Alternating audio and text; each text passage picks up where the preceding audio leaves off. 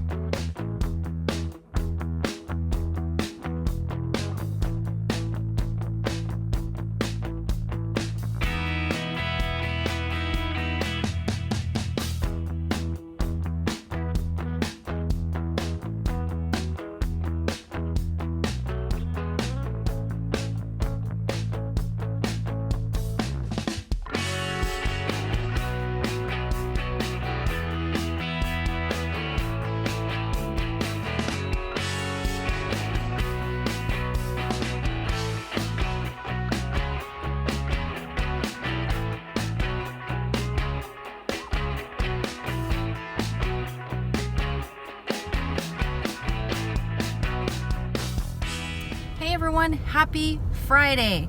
I am finally able to talk to you guys. First of all, thank you so much, Kat. That was an awesome video. And if you guys have not subscribed to Cat on Point yet, you definitely should. Cat is one of my dearest friends and one of few, very few YouTube people that I have actually met in person. And she, I can tell you firsthand, she and her husband are just wonderful, amazing, sweet, loving, giving people, and their sons are super adorable too. So you should definitely subscribe to Cat on Point, not because she's a wonderful person, but also because since she is actually on the same journey as most of us, trying to eat healthy, live healthy, lose a little weight, be healthy, she actually takes it up a step, and she does so much research on everything that she puts into her body. I swear she should have a nutrition degree. She knows what everything does that she puts into her body. She's always trying to fine-tune the things that she eats to keep her body working as well as possible, and it shows because she's very fit and she's very healthy. So if you want to talk with someone who really goes behind the science of the food, then Kat is your person. So I love Kat. Thank you so much, Kat. You are awesome, and I can't wait to come see you again, maybe sometime this year. Anyway, so this is the first time I've seen you guys because it's literally been raining all day. I'm not complaining because we definitely need it, but this girl does not go out in the rain, and definitely not to film videos. So I do want to tell you guys though, I ran my 4 miles at lunch, and then I showered. I obviously had curly hair first. Now I have straight hair. So I blew dry my hair and I straightened it, and when I do that, I hardly ever blow dry my hair because I usually shower at night. So when I do blow dry my hair, it tends to be really dry, and that's when I have to use I usually use an argan oil on it. Today I used this all over body balm from the Balm Shop & Co. It's the first time I've actually used it in my hair, and it was awesome. It worked exactly like argan oil, except it smells amazing. So I love that it's a multiple use product, so I'm just totally in love with this stuff yet again. So it feels so great in my hair. So I didn't even know you could put it in your hair until Crystal, the owner of the company, told me that, and bingo, the light came on. Anyway, if you guys haven't watched my review on this all over body balm from the Balm Shop & Co., go find it, go watch it, because Crystal has an amazing product here. She is a startup company and she's doing a wonderful, wonderful job. I am sold on her products. So the other thing I wanted to show you guys were these nails. So I did my nails last night, and I am also hooked on OPI products because I feel like they're the most durable. They last the longest without chipping or like falling off or whatever. I love the colors. So I have an OPI product on here, but I'm in search of the best, glossiest top coat. So I usually use Seche Vite top coat because it dries really fast, and it did seem to be pretty glossy on my natural nail. Right now what I have on are some artificial nails, so it doesn't seem to be as glossy. I don't know if that's the OPI, or if it's because it's the artificial nail, or if it's just because I don't know. So I have been using Seche Vite, and I was okay with that. I bought an OPI top coat for the regular polish and used that, and it seems like the OPI dulls after a few days.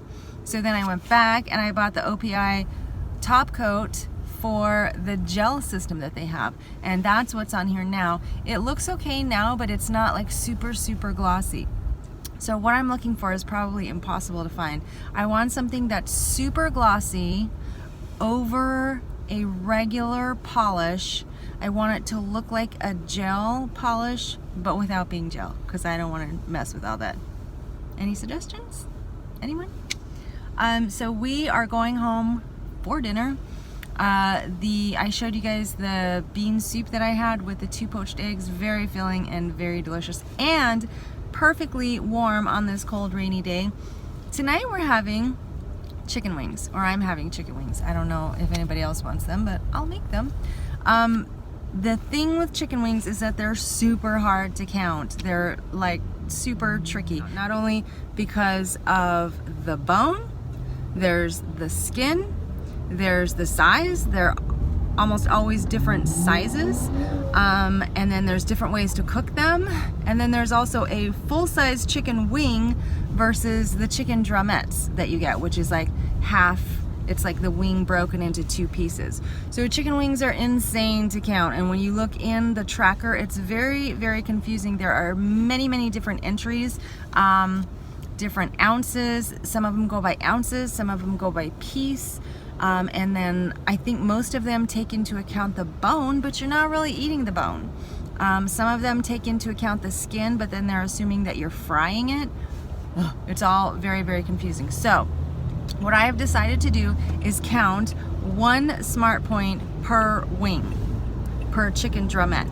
And I am basing this on my discussion with a few different people, but most specifically Angela from Angela MyLife, and I'm going to refer you to her channel so she can give you the breakdown on how she came across this. Angela is an accountant and her husband is a scientist or a research person. Anyway, they're big on data. So they actually did several different trials to figure out what is the most correct way to count a chicken wing. And they came up with about 2 different accurate methods. One involved weighing the product completely and then eating and then weighing the bones. And then one involved an estimation of the ounces of edible portion. And most of the chicken wings that you buy, in fact all the ones that I saw when I went to the store, they all had the skin on. There's not much skin, but there is skin on it. So there's that. But also, like I said, most people or recipes assume that you're going to be frying these. We're not frying, we're just air frying them, so no oil.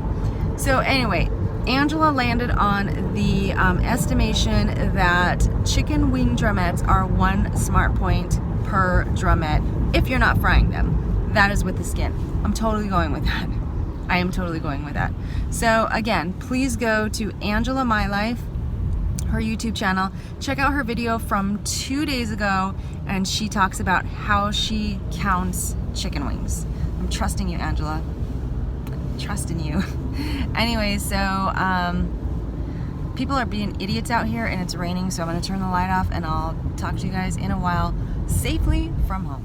Okay, it's almost 9:30 and here is what's for dinner finally. The one thing I don't like about our air fryer is that it is a little bit small, so that if I want to cook enough for 3 of us, I have to cook in batches. So that is what's taken so long tonight. But here is my dinner finally. So these are the chicken wings, and these are the chicken wings that we use. This is 4 pounds of chicken wing drumettes, and 4 pounds is just enough for 3 people. So it looks like a lot. It's not a lot. It's a lot of bone and stuff. So I have 4 here, and then I've got 4 more in the air fryer, so I will probably have at least 6 to 8 total. And again, I'm counting 1 smart point for each of the chicken wings. And I cook these in the air fryer from frozen. The first batch I cooked from frozen, I didn't have as many in there, so I cooked at 400 degrees for 25 minutes, and then I turned them over, and then I cooked another 15 minutes. The second batch, which is the one that these were in, had more in it, so I cooked at 400 degrees for 25 minutes, and then 400 degrees for 25 minutes. And they look absolutely perfect. Perfect. So those are the chicken wings. I'm counting 4 smart points for those. I did not toss them in the sauces so that we could all choose our own sauces to dip them in. So what I have here, first of all, just some carrots and celery for 0 smart points. And then what I have here for sauces, I have about 1.5 tablespoons of the G. Hughes sugar-free barbecue honey sauce, and that is 0 smart points. I have 1 tablespoon there of this Louisiana Jim chicken wing sauce for 0 smart points. And then that is 2 tablespoons of Bolthouse chunky blue cheese dressing for 1 smart point. So that is 5 smart points total. My lunch was 0 and my coffee was 1, so I'm at 6 smart points. Beverage tonight is just the rest of this sparkling ice, this strawberry watermelon. So for 6 smart points, I will probably have at least another 2 to 4, so I might have to have a little bit of chocolate tonight. Oh darn. Okay, here are the last 4 chicken wings, 4 more points. I don't know if Eddie wants one or not. Hopefully he'll have at least one. If not, I'm having all 4 of these points. And this is just sitting here because I had the last tablespoon, and I think 1 tablespoon is 1 point. And I am having just buffalo sauce with this. All of the sauces I had were really good, but I forgot how much I really, really love chicken and buffalo sauce. So that's the last bit of my dinner, and it's super late. I don't like making 3 batches of anything.